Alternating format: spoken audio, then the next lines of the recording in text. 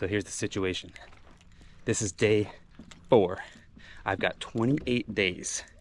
I've taken vacation from all of my commitments for the next 21 days with the goal of getting as far as humanly possible with framing, finishing, doing whatever I can on the North Wing project. The last three and a half days, as you can see, we've got a lot done.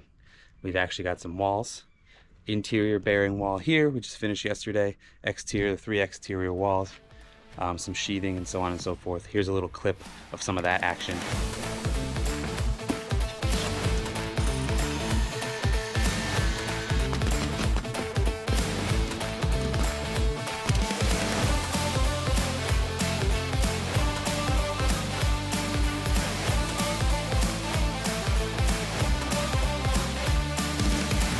So other than show some B-roll of me actually framing with my father, Carlos, who you hopefully will get to meet throughout this series, I'm also going to show you a couple things that we learned about the existing, some unique things that happened during the last 3 to 4 days of framing, and jump into the office and talk about how I set up my model and my drawings specifically for framing. So without further ado, let's jump into episode 13 of the North Wing project. So the first thing I want to show you guys is I'm going to jump up on this ladder here. And this is just one of those fun things that you discover, you know, when you're dealing with old houses. This is our first of our 2 top plates. So we didn't put the second top plate on, but this is new, this is existing. So first things first, this house was built in 1971, I believe. And so interesting thing, 2x8, you may not be able to see it there, but it's actually only 7 inches deep. I don't know if you guys know, but 2x8s now are 7 1/4. Some are 7 1/2, but mostly 7 1/4. And then of course the subfloor is also a 1/2 inch deep, and we have 3/4 inch deep. So we had to play some math games to get this to work. So that took a little bit of effort, but not too bad. There's only one spot we're connecting, so we knew that. The other aspect is, and you probably won't be able to see it on camera, but I'm guessing that anyone who's done these projects before can assume that this is not level anymore. And it's not. It's actually sloping a little bit. But you can see we have the fireplace in the background there. One big issue we found is on the other side of the fireplace, the entire floor is actually almost an inch lower than this side. So unfortunately, the laser level came about a day later than I wanted it to. So we were using strings for a little while, and we came up with a little bit of a variance, and we're probably gonna have to do some interesting work to make some of the sill exactly right. But actually, thankfully, we found it now. So a couple things to keep in mind when you're dealing with existing buildings, connecting to them. You know, sometimes you can't see the stuff until you rip the siding off and get through it, and we're dealing with it as it goes on. So the other thing I wanted to point out, this is more of a design thing. This is an architect / builder, so a design builder type of thing that maybe you don't think about all the time. So you can see here this concrete wall detail that I have here. I played a lot with, on the design side, whether that step should happen over here or whether it should happen over here. And I'll show you in the model too what this looks like. But I like the idea of having it have almost like a stem wall and turning down. And you can see it actually does. I think it's a nice detail architecturally.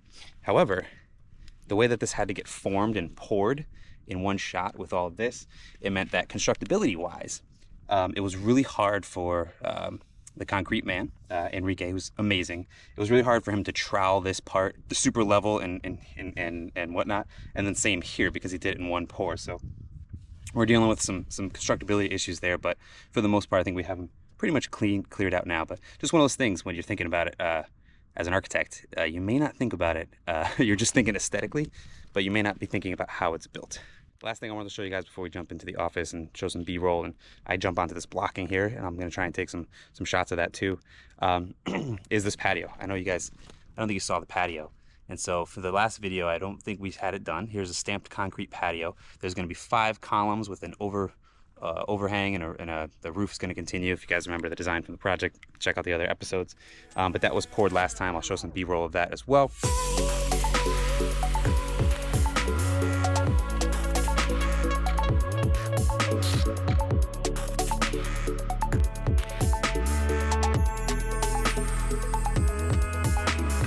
And that came out really nice. I'm super excited.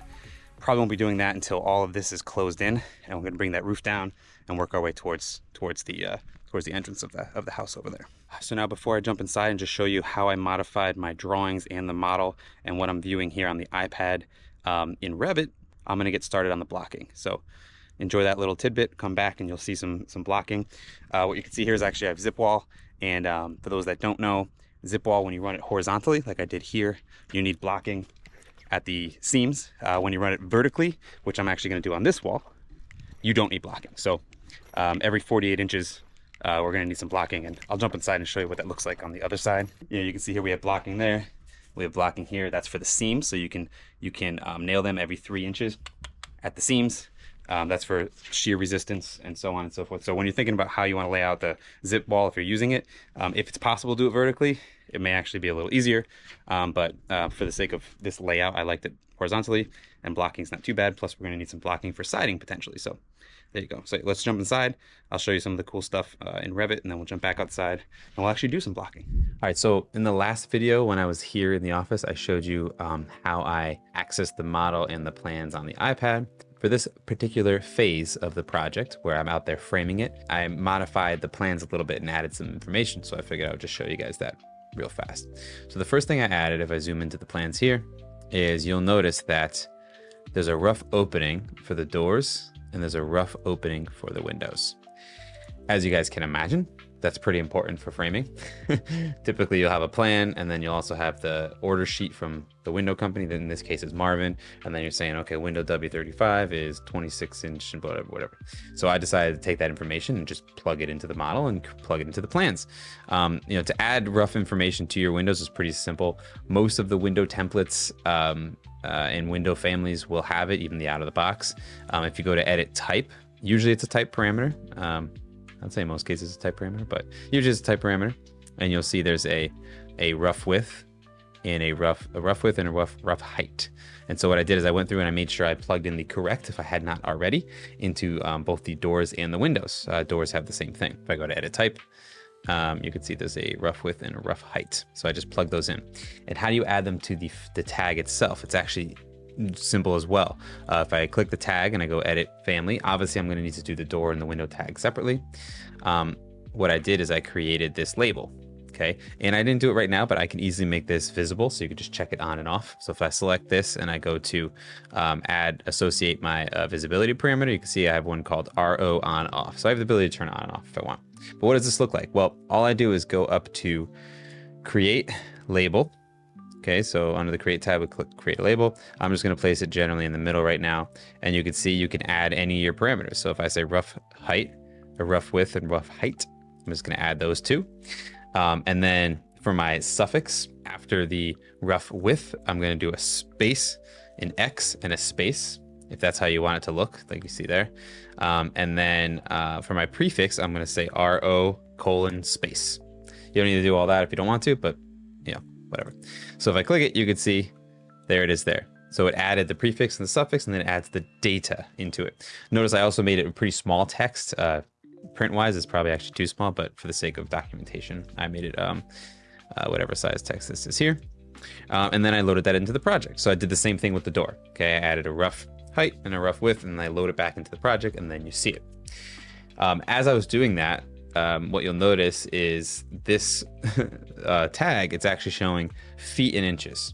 But if you go to my project, what you'll see is it's showing inches. What I initially did is I was starting to go down the rabbit hole of creating a tag that only showed the inches, which maybe you guys have figured it out. If you have, please comment below. I actually haven't figured it out yet because I took a different route and I didn't go back to it, and maybe one day I will. But having the tag show a different unit, like a window or door tag show different units than the project, is a challenge that I was running into. But as I was doing it, I realized, and I was also out there framing and started framing, I realized, why not just change all the project units to inches? This is for framing. This is what I need. And when I'm out there, we are using inches a lot. Okay, the rough openings of everything are written in inches. Your tape measure, yes, it has feet in inches, but when you're calling out cuts and whatnot, you're usually saying 88 and a half, 88 and 5/16, 112, all this stuff. So what I decided to do is I actually just said, okay, fine. I'm just going to change my entire project units to inches. So if you'll notice, my plans now show inches instead of feet and inches. I know this may make some people's brains and eyes explode, but it actually is super helpful when you're out there to have it this way. And so the way you do that is you just type UN on the keyboard. Again, this is in the project environment now. You go to distance, you go to length, and you could see I did fractional inches. I did 1/256 because I like to try and make everything as square as possible in Revit. And that's it. So then just flipped over. One thing you could do is you could create a dimension style that has both.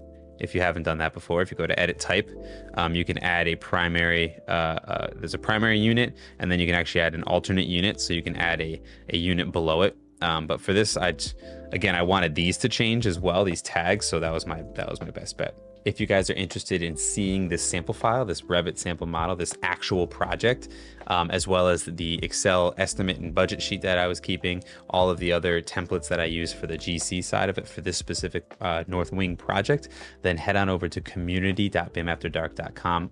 All these files are available to community members. Now let's head back out to the field. All right, so quick reminder, I am not a carpenter. I am an architect and a contractor. So all the carpenters out there, sorry if it's anything cringeworthy that you see. Like, for example, I did these 2 first blocks and I was aligning them with the center of the sheathing, and then it took me 2 to realize, well, it's a 2x6, there's plenty of room. If I just slam it up against the sill, then I could hit it from above, and so that's why the rest of those are there. Thank you guys for tuning into episode 13 of the North Wing project. Stick around. Day 4 of 28. Let's see how much we get done. Make sure you subscribe to the channel so you don't miss any updates. And with that, I'll see you soon.